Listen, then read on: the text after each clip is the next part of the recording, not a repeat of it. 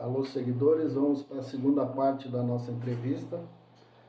Em primeiro lugar, quero fazer um agradecimento à Django Produções, que está nos apoiando, e a Magic Club, que é a melhor casa de festa que temos em Lajeado, a mais bonita. Esse fim de semana vai bombar com festa na sexta, com som livre de Santa Cruz. No sábado teremos Rainha Musical, Rogério Magrão e os Hermanos, uma festa para ficar na história de Lajeado.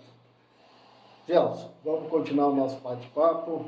Agora nós chegamos em 1991, que foi um ano glorioso para Lajeado, para o lajadense e especialmente para ti, que conseguiu um feito inédito. Não lembro se algum outro jogador de Lajeado conseguiu aquilo, que foi ser goleador do Campeonato Gaúcho, com 17 gols, que hoje em dia também não se consegue mais, né?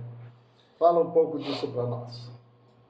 Foi como eu frisei também em alguns bate-papos, foi um trabalho muito direcionado àquilo que a gente queria.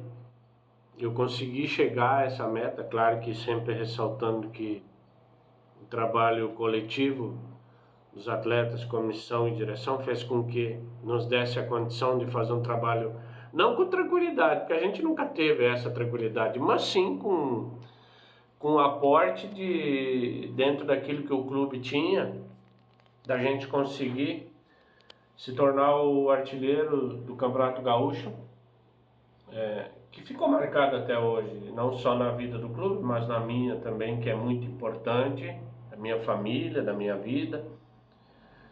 E hoje em dia já não se vê mais, né, Lauri? Atletas fazendo um número de gols tão elevados. Claro que tinham muito mais jogos que se tem agora. Eram campeonatos diferentes, com uma duração muito mais longa. E nós conseguimos um êxito, e vamos falar também do grupo todo, de colocar a cidade para dentro do estádio. O torcedor, o empresariado se voltou para dentro do clube e nós nos tornamos cada vez mais fortes e fizemos uma grande campanha. Além de eu ter sido artilheiro, nós conseguimos chegar em 4º lugar de uma competição com grandes equipes, e dali para frente nós seguimos. Eu acho que esse ano de 91, claro que o Lajadense teve outros anos importantíssimos também, mas para nós, porque era um grupo muito direcionado à região, né? Jogadores criados aqui na região. Com certeza, né, Gelson? Era assim, ó. E mesmo os que vieram de fora, né, Gelson, eles abraçaram a causa. E nosso time era um time, digamos assim, de 15, 17 jogadores, né? E aí vinha mais uns guri do Júnior que estavam subindo. Então, às vezes até tinha que cuidar quando montava o time para não ter amador, que tinha um limite de amadores para jogar, né? Os amadores eram os guris do Júnior.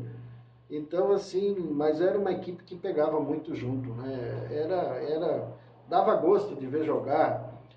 Então, hoje eu vejo, assim, coisas que se fazia na época que hoje não se faz mais. Por exemplo, eu me lembro de você subindo as escadarias do Florestal. Hoje em dia nem o preparador físico faz isso, e na época fazia, e olha, eu vi pouca lesão naquele ano. E foi o time, com certeza, o time mais pegador que eu vi dentro do Lajadense em toda essa época que eu trabalhei lá. Então eu acho que era esse o diferencial que tinha. É que tem algumas coisas que elas evoluíram bastante, mas elas a gente precisa saber usar, né? E aquele ano nós não tínhamos recurso nenhum, a não ser o recurso humano, ou seja, direção, comissão técnica e grupo de jogadores. Não tinha chamada máquina, não tinha tem uma situação que isso eu posso falar mais à frente também, mas que eu não posso deixar passar, de que as coisas daquele ano para cá elas evoluíram muito, mas elas precisam saber usar a evolução que tanto falam no futebol. E aquele ano, como eu falei, nós não tínhamos recursos de imagens, recursos de internet, recursos da busca do trabalho. Então era feito da maneira com aquilo que nós tínhamos. E eu acho que o mais importante que dentro daquele grupo foi o comprometimento. Muito se fala hoje no futebol de motivação. Tu precisa ter motivação em todas as funções, em todas as profissões, não só no futebol. Eu acho que nós éramos muito voltados ao compromisso. Ao compromisso que nós tínhamos por nós, cada um, compromisso com o clube e o compromisso com os companheiros. Por isso que aquilo deu tanto certo. Dificilmente, talvez, vá se ver alguma situação parecida, porque todo mundo comenta em cima desse grupo e do acontecido de 1991. Realmente foi um ano atípico, glorioso para o Lajadense, e depois disso eu acho que praticamente não se repetiu, a não ser o ano que o Lajadense subiu de novo, né? Mas não tinha aquela equipe de pratas da casa, né? Era um time mais profissional já. E eu acho que depois daquele lá, dificilmente vai surgir outro igual. Mas, Gelson, depois disso, a tua carreira seguiu adiante. Depois do Lajadense você foi? Aí nós fomos para o Internacional. Eu, o Everton e o Leco, atacante. Alguns outros atletas saíram, outros permaneceram. E daí nós fomos para o Internacional, Campeonato Brasileiro e Copa do Brasil, 1992. Por empréstimo de 7 ou 8 meses. Aquele ano o Internacional foi campeão da Copa do Brasil. Findado o contrato com o Internacional, nós retornamos ao Lajadense, onde nós fizemos mais um ano em 1993, onde eu consegui fazer mais um número de gols elevados também. E aí veio a sequência das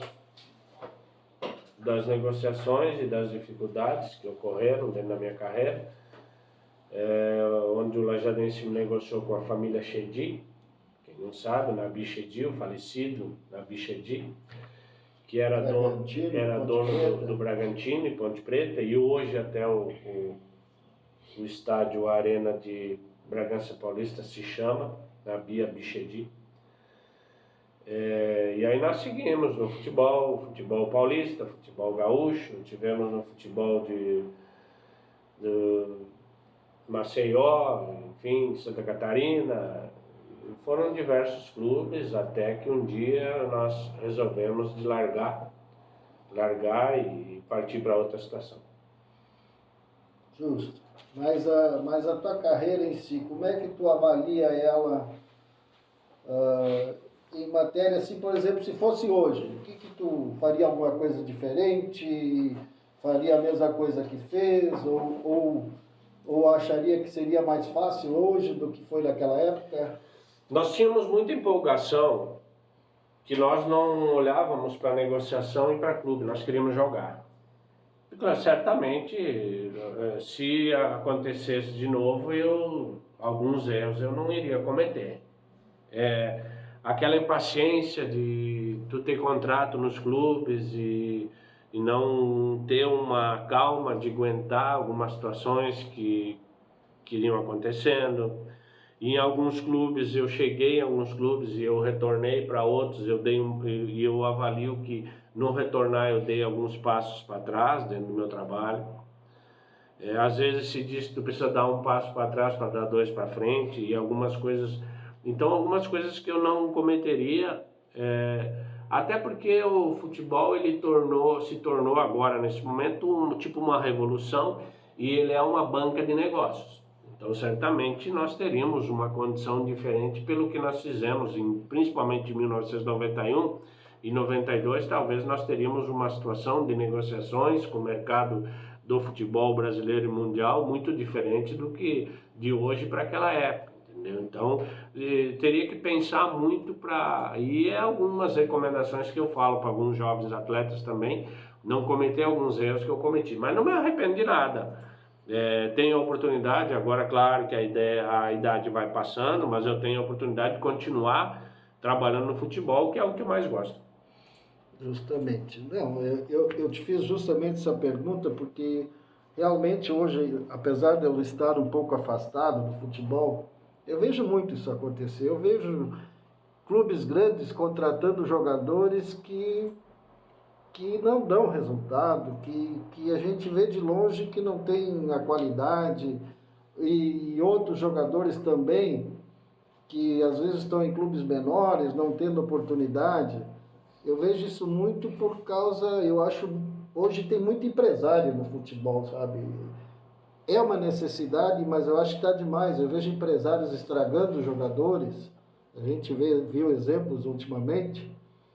Então, e na época eu sei que vocês eram meio abandonados nesse sentido, né? Não tinha aquele incentivo, não tinha alguém que pegava, se preocupava com vocês, vamos largar vocês em outros clubes. Então, por isso que eu fiz o comentário contigo, viu? Porque eu sei que hoje está bem diferente como era na época. Mas eu acho, Lauri, que não dá para se tirar precisa se compreender algumas coisas. Que o futebol ele virou um negócio, virou uma moeda valiosa. Justamente. E quem está dentro dele, a gente às vezes precisa bater palma. Porque o ciclo do futebol, o mundo do futebol, ele aumentou muito.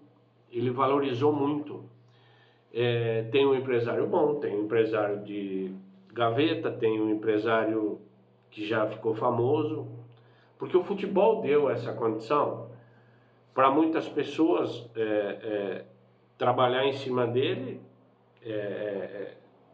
se buscar o seu ganha-pão, fazer o pé de meia, não só atleta, como empresário também. E nós não podemos tirar essa condição ou querer criticar essa condição.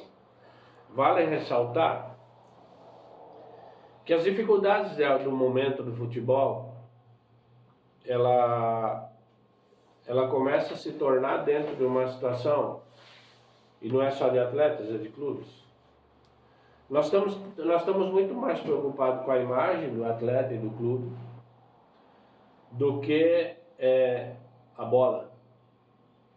É isso que eu vejo, né? A bola, nós precisamos nos preocupar com a bola.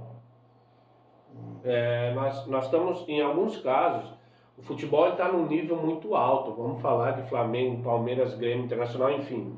Ele está num nível muito alto. Em outros casos, que é a nossa realidade hoje, nós estamos muito na imagem.